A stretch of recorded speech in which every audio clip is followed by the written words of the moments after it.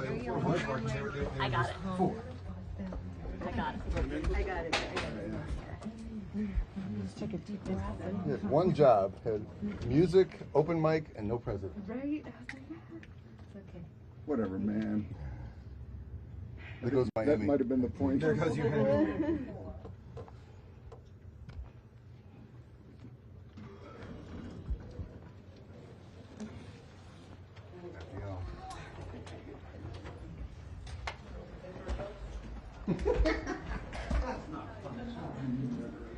Where's Alex to make fun of her too? You can make fun of me. Cuts. Oh, sorry. Sorry.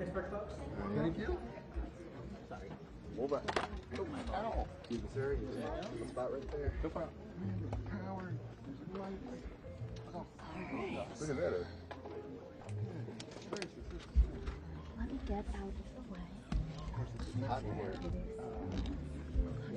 A little 32, a little 50.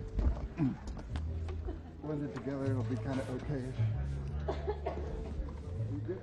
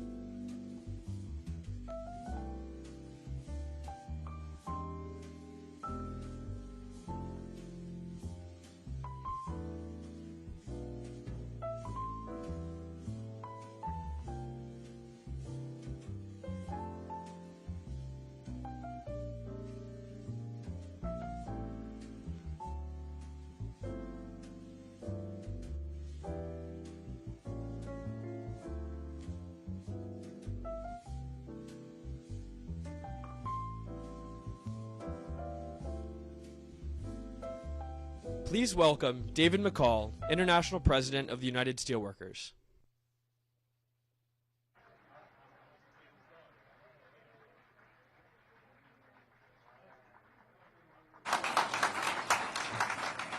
Good afternoon. Good afternoon.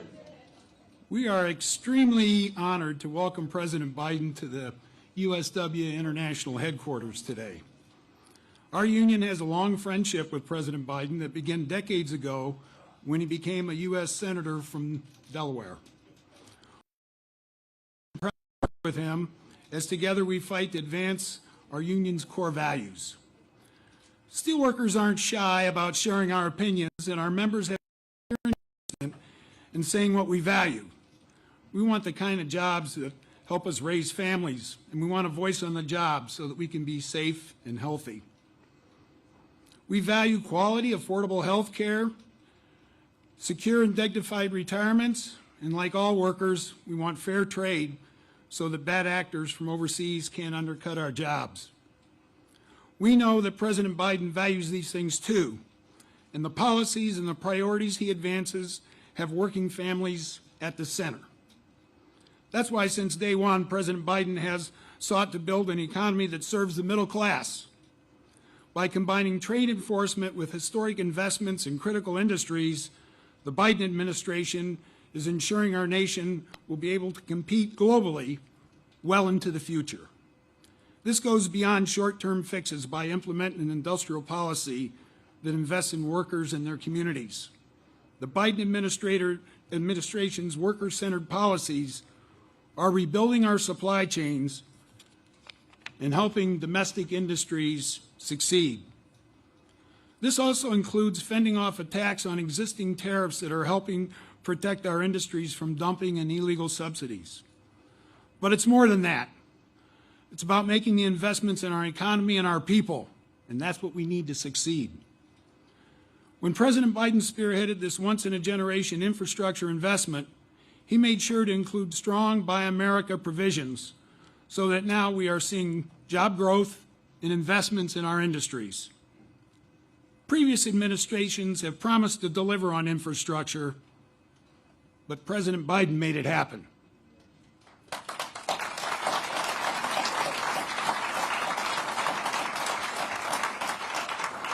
President Biden promised USW members that he had our backs, and it's clear he does.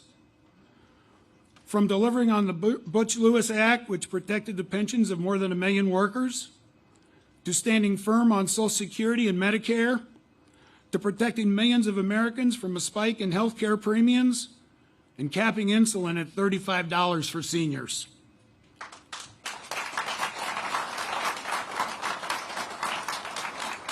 President Biden is delivering for American workers.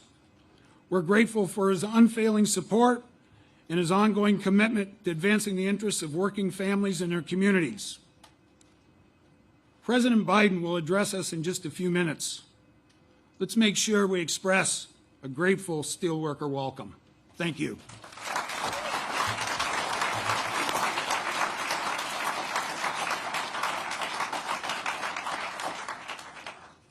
Please welcome Sarah Innamorato, Allegheny County Executive.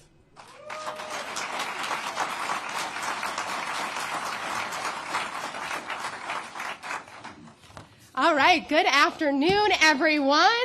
I am your County Executive, Sarah Innamorato, and I am honored to be here with you today.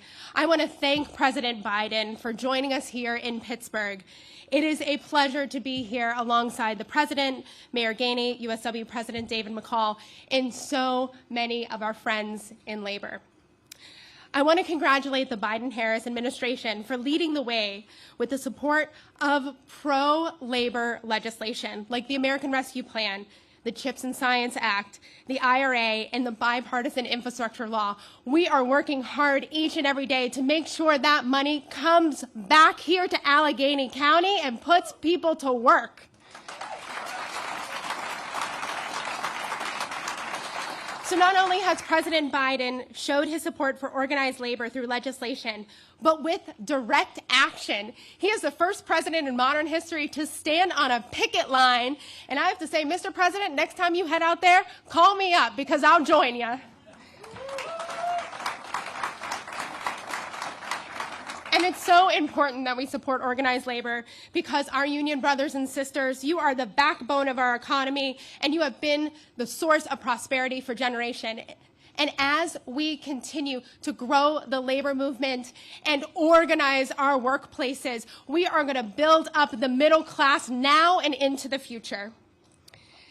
A top priority for Allegheny County is to expand access to good-paying jobs in growing industries. And we need allies like President Biden who will fight for working people and support good-paying union jobs.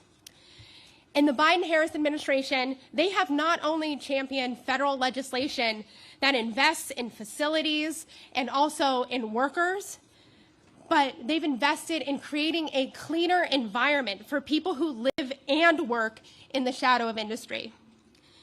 And I'm going to quote former USW President Leo Gerard, as he once said, "It's not a choice between good jobs and the environment. We can and we must have both." And I stand ready as your county executive to work with our labor leaders, our community groups, and people at all levels of government to achieve that vision. Thank you again for having me today, and I look forward to working with the Biden-Harris administration and all the leaders in this room to build an Allegheny County and America for all. Thank you. Please welcome Ed Gainey, Mayor of Pittsburgh.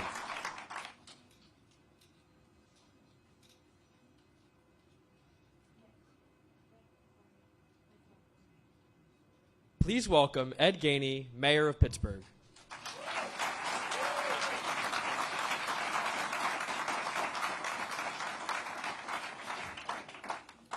Good afternoon, everybody. Good afternoon. Thank you for having me this afternoon.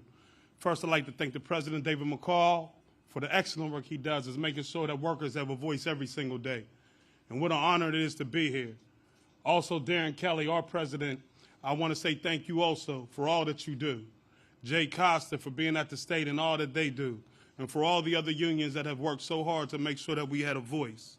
Today is a beautiful day in our city. We had the most pro-labor president of all time and the most pro-labor city in America. Last year, we were honored with being named one of just 5 workforce hubs across the country. 1 out of 5 across the country. And one of the main reasons why we were selected is because this city has such a rich history in unions. We are a union town, and never forget it. We are a union town, and never forget it. The American labor movement was born right here in our city. And it makes sense that we were selected to develop pipelines from federal investment into good-paying union jobs, from rebuilding our bridges and roads and expanding into new sectors. Listen, new sectors such as advanced manufacturing, biomanufacturing, clean energy jobs, and broadband. We don't get stuck in yesterday. We move forward. We bring them all together. And when we held our signing ceremony with the First Lady Biden and Secretary Sue, we were joined by dozens of local leaders who picked up their pen and made sure they signed on to our Pittsburgh Good Job Principles. To date, we've received over 60 commitments of people that will be part of our Good Jobs Principles. We should clap for that.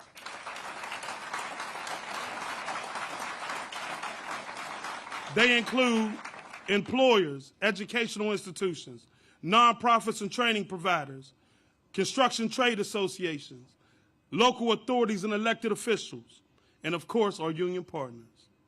Right here, we have the U.S. Steelworkers who are part of it, the International Union of Painters and Allies Trade District Council 57, and the East Atlantic States Regional Council of Carpenters. If Steve is in the house, thank you.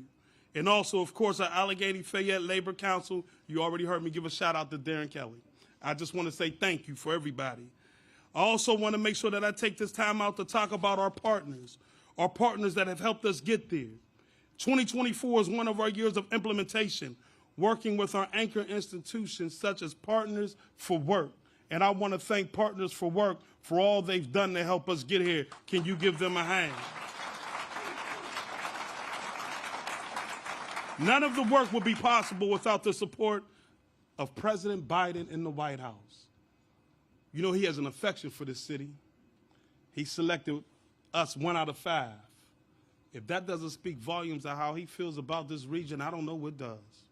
I want to thank President Biden for making us part of the White House Workforce Development Hub. I appreciate everything he's done, for even coming when the bridge fell to deviate from where he was going, come to the bridge, see the bridge, provide funding for the bridge, help fix the bridge so that we would have the Fern Hollow Bridge back up. We should clap for that.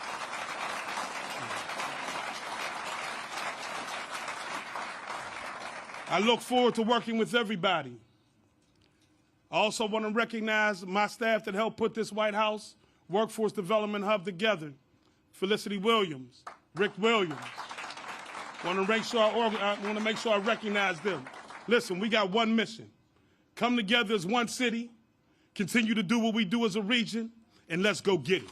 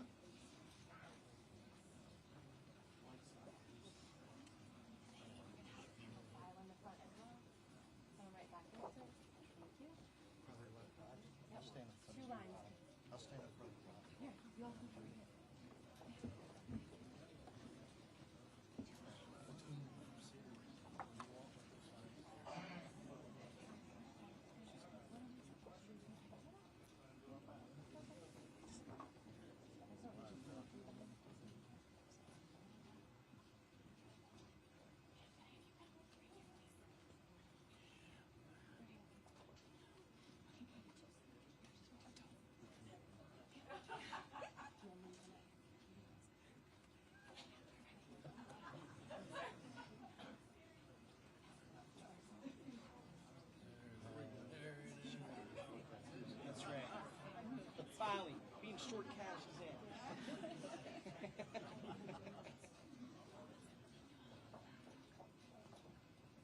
Now don't bump my head off.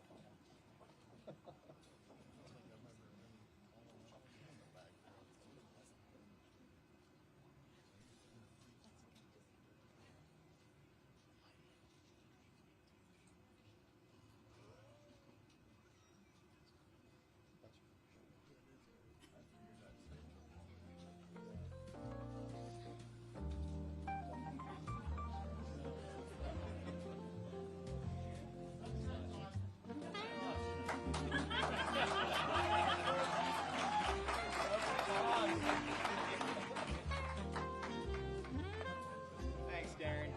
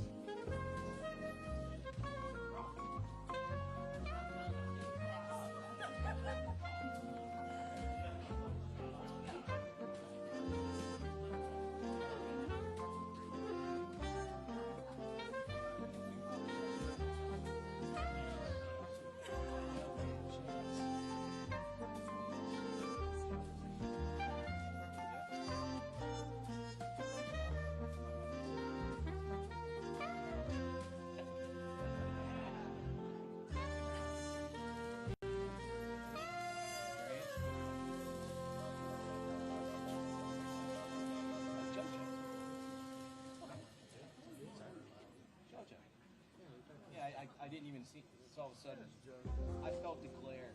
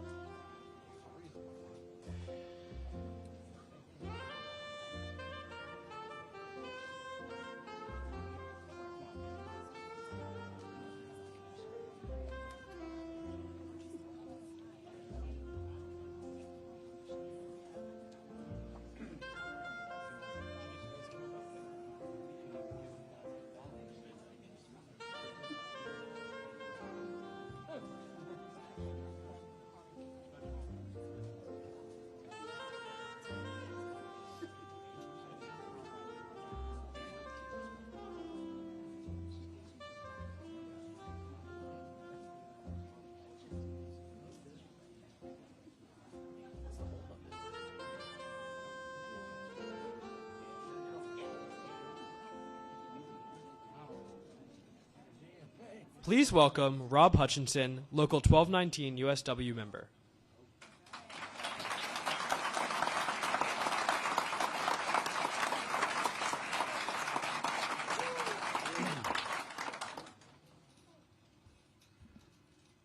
My father and grandfather worked union jobs at Westinghouse.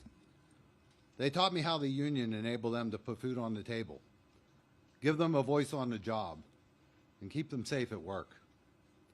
They also taught me how important it is for working people to support the elected officials who support us. I know my grandfather and my father would love to be in this room today to help me welcome President Biden, who's done more to lift up working people, empower union members, grow the middle class than any other president in history.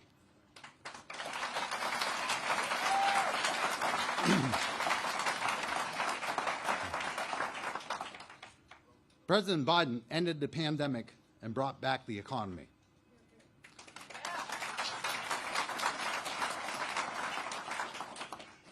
He signed the American Rescue Plan, saving the pensions of more than 1 million workers and retirees.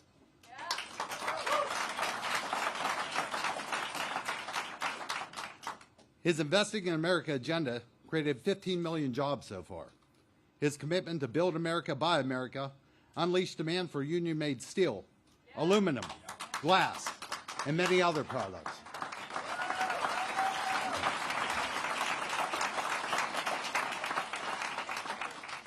His enforcement of trade rules ensures that American workers compete on a level playing field with their counterparts around the globe.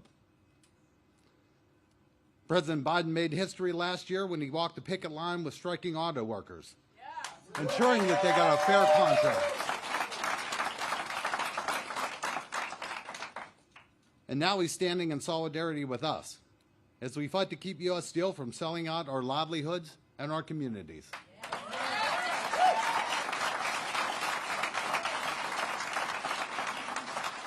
He has our backs, just like we knew he would.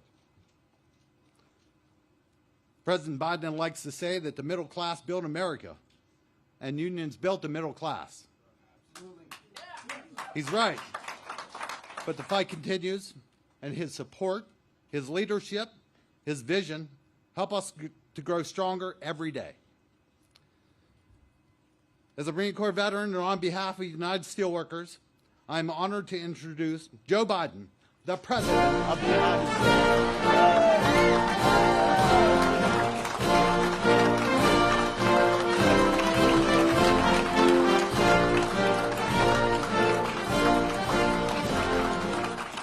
Hello, Pittsburgh. Please have a seat. Robert, thank you for the introduction and for sharing your story about being a third-generation steelworker and a Marine Corps veteran. Where are you? Over this side? There you are. Well, I want to thank you for your new president, by the way. Dave McCall has been a friend of mine and a friend of a former president. We miss him, but it's great to have you, Dave. You've been a good friend. And we're both longtime friends. We're both longtime friends of Tom's as well. We miss him dearly. Dave, you're doing a great job in his footsteps, and it's just going to get better in my view. There's an expression that comes to mind. You go home with them that brung you to the dance, and you brought me to the dance. No joke. The mayor and I are buddies. I told the mayor, and I mean it sincerely, the first outfit ever to endorse me as a 29-year-old kid running in a tough year for United States Senate, make me the second youngest man ever elected to the Senate, was a guy named Huey Carcella. And back in those days, we had a big steel workers. We had a lot of steel workers in Claymont, Delaware, where I was from, because they worked in Worth Steel Company. And I'll never forget coming to me and saying, we're going to get your help. And I came out to Pittsburgh, and steel workers endorsed me. It changed everything. Nixon won my state. Nixon won my state of Delaware with 60% of the vote, and I won with an astounding 3,100 majority. And it's thanks to you. I really mean it. I'm Pittsburgh, and because of and I really mean it. My love for Pittsburgh goes back to my Scranton days. My grandfather Finnegan always talked about Pittsburgh. At any rate, make a long story short, the bottom line for all kidding aside is I'm president because of you guys. I really am. And I'm proud, as was mentioned earlier, I'm proud to be the most pro-union president in American history. I am.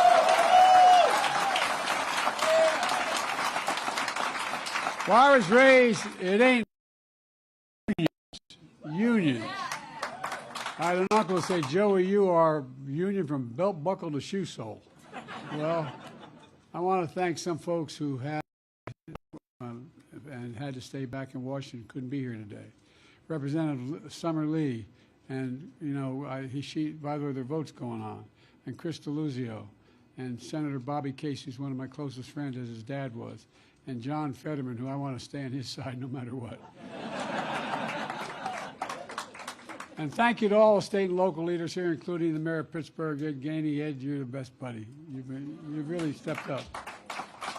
And a great leader, JoJo Burris, an Army veteran from a steel-working family. He was my guest at the State of the Union just a couple years ago. He came back home to Washington, Pennsylvania, and decided to run for mayor, and he won. And he's still working as a steel worker. But that's America. Look, folks, I was almost exactly 5 years ago that I began my campaign for president right here in Pittsburgh, where I announced. I said one of the reasons I was running was rebuild the backbone of America, the middle class. And as already mentioned, it's been mentioned 1,000 times, thankfully, since then, that the backbone of America has a steel spine. It really does have a steel spine. You heard me say it before. Wall Street didn't build America. The middle class didn't build America, and you guys built the middle class. Unions built it. And that's why I'm here today to announce a series of actions that I stand by you, the American steelworker. Look, first, U.S. Steel has been an iconic American company for more than a century, and it should remain a totally American company. American owned, American operated by American union steelworkers, the best in the world. And that's going to happen, I promise you. Second, American steelworkers can outcompete as long as they have fair competition. But for too long, the Chinese government has poured state money into Chinese steel companies, pushing them to make so much steel as much as possible, subsidized by the Chinese government. Because Chinese steel companies produce a lot more steel than China needs, it ends up dumping extra steel into the global markets at unfairly low prices. And the prices are unfairly low because China's steel companies don't need to worry about making a profit because the Chinese government has subsidized them so heavily. They're not competing. They're cheating. They're cheating. And we've seen the damage here in America. You know, back in the early 2000s, the Chinese steel began flooding the market in steel towns all across Pennsylvania and Ohio, who were hit very hard. Between those years, 2000 and 2010, more than 14,000 steel workers in Pennsylvania and Ohio lost their jobs. 14,000. Let me ask you, we're going to let that happen again? No! I promise you, and I'm not going to let that happen again. Look, right now, my U.S. Trade Representative is investigating trade practices by the Chinese government regarding steel and aluminum. If that investigation confirms these anti-competitive trade practices, then I'm calling on her to consider tripling the tariff rates for both steel imports and aluminum imports from China. But we know that Chinese steel and aluminum are being imported in America through Mexico that avoids the tariff. And just yesterday, I had a delegation down in Mexico meeting with AMLO, the Mexican president, to address this issue. Mexico and the United States are going to work together to solve it, I promise you. I promise you. My administration is also taking a real hard look at the Chinese government's industrial practices when it comes to global shipbuilding, which is critical to our economy. We depend on a fleet of commercial shipping vessels to carry American products around the world. Shipbuilding is critical to our national security, including the strength of the United States Navy. That's why my administration takes it very seriously that U.S. steelworkers, along with 4 other unions, have asked us to investigate whether the Chinese government is using anti-competitive practice to artificially lower prices in the shipbuilding industry. We've heard you. And if the Chinese government is doing that, and the unfair taxes undermine free and fair trade competition in the shipping industry, I will take action. That investigation is going on. Taken together, These are strategic and targeted actions that are going to protect American workers and ensure fair competition. Meanwhile, my predecessor and the MAGA Republicans want across-the-board tariffs on all imports from all countries that could badly hurt American consumers. It's estimated it would cost the average American family an average of $1,500 a year if they succeeded in doing that. Trump simply doesn't get it. For years, I've heard many of my Republicans and even Democratic friends say that China's on the rise and America has been falling behind. You may have noticed the last 2 years I've been the only one disagreeing with that. I've always believed we got it all wrong. America is rising. We have the best economy in the world, which we do. And since I've come to office, our GDP is up, our trade deficit with China is down, the lowest level in over a decade, and we're standing up against Chinese government unfair economic practice and industrial overcapacity. And we are the strongest economy in the world. In addition, and by the way, China's got more, I always say to my colleagues when I meet other world leaders, I say, would you trade places with China? Would you trade places with their problems? They've got a population that is more people in retirement than working. They're not importing any. They're not bringing. They're xenophobic. Nobody else coming in. They've got real problems. I'm not looking for a fight with China. I'm looking for competition, but fair competition. In addition, we're standing up for peace and stability across the Taiwan Straits.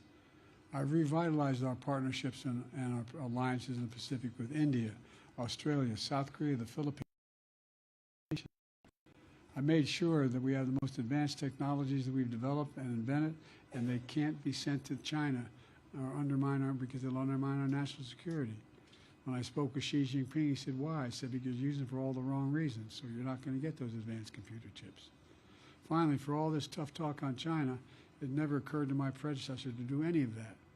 The bottom line is I want fair competition with China, not conflict. And we're in a stronger position to win the economic competition of the 21st century against China or anyone else because we're investing in America and American workers again, finally.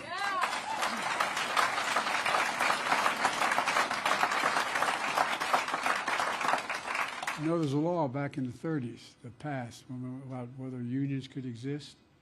There's a provision that very few presidents ever paid attention to.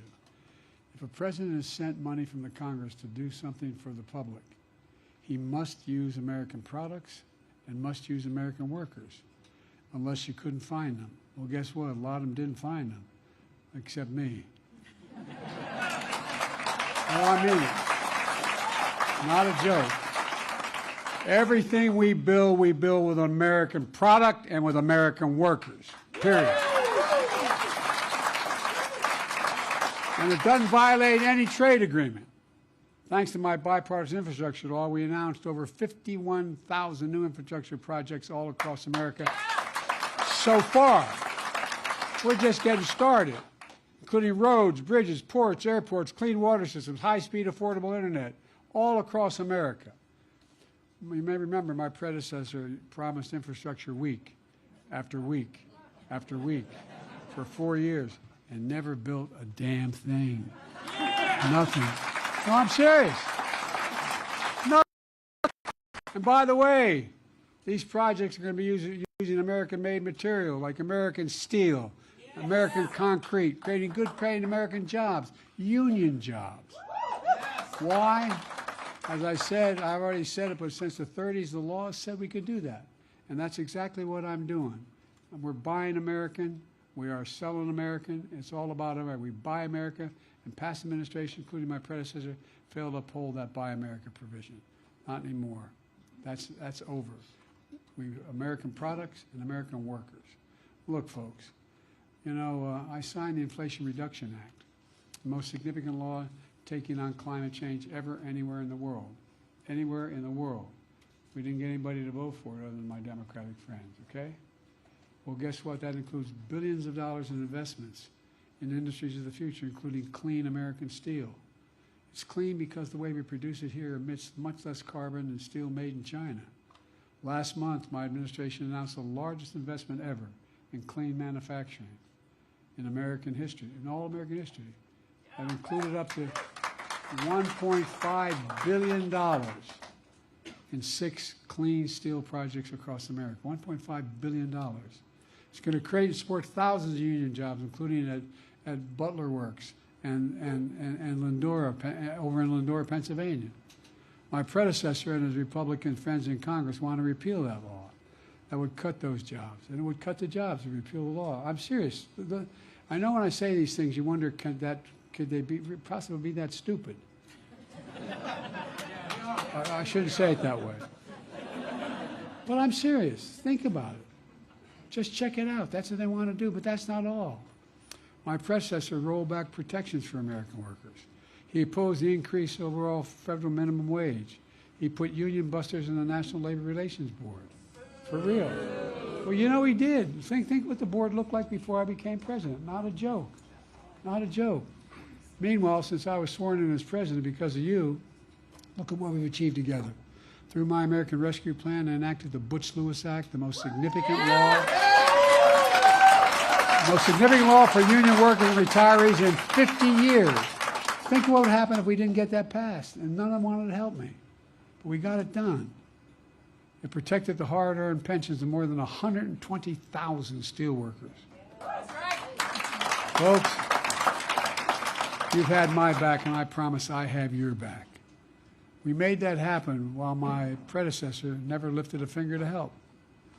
I also increased the federal minimum wage for federal contracts. People appointed to the National Labor Relations Board actually care about American workers. So far, we've created 15 million, as mentioned earlier, new jobs, a record in a term of a president. 492,000 new jobs so far in Pennsylvania alone.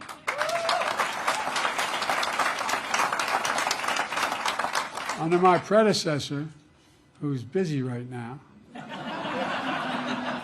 Pennsylvania lost 275,000 jobs. I mean, let's look at the facts. On my watch, unemployment hasn't been this low for this long in 50 years. That's 50 years. Wages are rising. American manufacturing is booming. We've created close to 800,000 new manufacturing jobs since I became president, including 28,000 manufacturing jobs right here in Pennsylvania. We've attracted $680 billion. Let me say it again. $680 billion in private sector investment in advanced manufacturing and clean energy here in America, including $4 billion just here in the state of Pennsylvania so far. Folks, instead of importing foreign products and exporting American jobs, we're exporting American products and creating American jobs. Think all the time. Think of the last years, where they'd go. Corporate America wanted to go find the cheapest labor in the world, send the jobs overseas, and then import the product home. Not anymore. Together, we're doing what's always worked best for this country. We're investing in all of America and all Americans. And we're building an economy from the middle out, not and the bottom up, not the top down. Because when we do that, the poor have a ladder up, and the middle class do well, and the wealthy still do very well. Yep. We all do well. No, for real.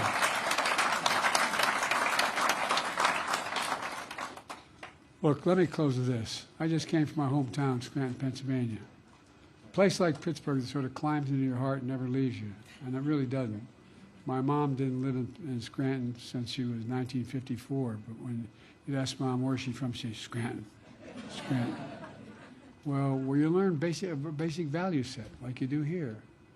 Money doesn't determine your worth, I would always be told. Everyone's entitled to be treated with dignity and respect.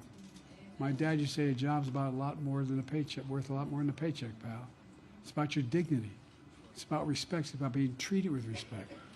And you'd say, I give my word, these are phrases you always use. You'd say, you know, not only being able to have respect, being able to look your kid in the eye and say, honey, it's going to be okay, and mean it. Mean it. Look, everyone deserves a fair shot, just a fair shot. And we're going to leave no one behind. Folks, that's my view of the economy from Scranton, from Pittsburgh, from thousands of working middle-class neighbors all across America. It's a future we're building together. As I said, I always think of my dad. I really mean it. My dad, during the war, he didn't get to go to college. He was from as they say in Baltimore. He was from Baltimore, and his father then worked for American Oil Company, moved to Wilmington, then to Scranton, opened up stations. But he always would come home and he'd go back and close the business. He didn't own it. He was a manager of dealership. And he'd say a job is a lot more than a paycheck. And it really is. It's about treating people with dignity. It's about treating them with respect. And look, it's going to be okay. It's going to be okay. Folks, because of you, the American work, I've never been more optimistic about America's future, and I mean it. I really, truly am. When my son died, I decided he had spent a year in Iraq, and he, unfortunately, his hooch was next to a burn pit. And he went, one of the most fit guys in his regiment, and he came home with stage 4 glioblastoma. More brain injuries for folks fighting in Iraq than any other place in the world. Remember what happened to all those firemen in 9/11? Same thing happened, because these burn pits are just awful. They put everything from human waste to, and so I wasn't going to run. But what happened was, when he passed, you remember that right after that, well, you don't remember when he passed, in 2015, and I wasn't going to run. I was going to write a book about inflection points in American history, where the actions we take in a short period of time determine what happens in the next 5 or 6 decades. Well, that's one of the places we're at right now.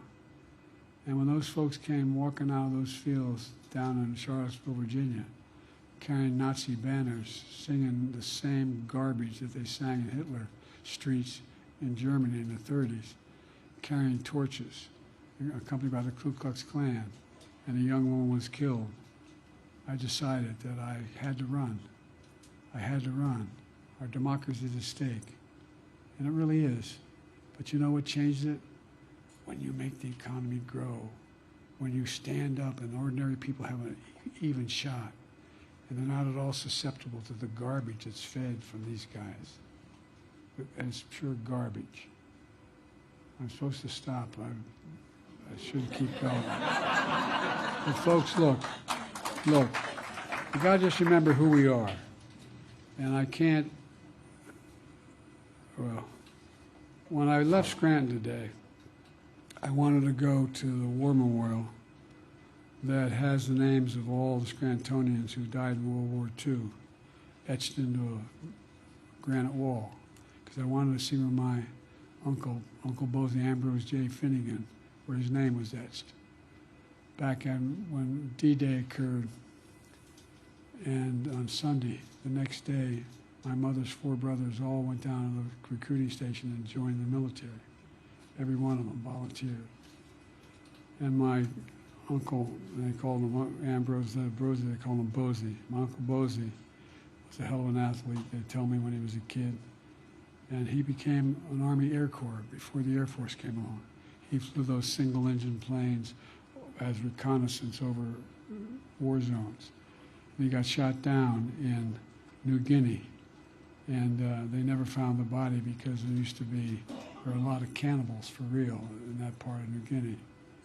And then my son volunteered to go to Iraq for a year, and he came back with stage 4 glioblastoma. And they gave, like many of you, risked your lives, and you know people who gave their lives to the country. They're heroes. But one of the things that as I was doing that today, I was reminded of what my opponent said in Paris not too long ago. They asked him to go visit American grave sites. He said no, he wouldn't do it, because they were all suckers and losers. I'm not making that up. The staff who was with him acknowledged it today. Suckers and losers. That man doesn't deserve to have been the commander-in-chief for my son, my uncle. So folks, we got a lot of work to do, but I'm confident we can do it, and I mean it. I've never been more optimistic about our possibilities as a nation. So let's go out and get them. Okay, remember, we're the United States of America. There's nothing beyond our capacity, nothing. Thank you, thank you, thank you.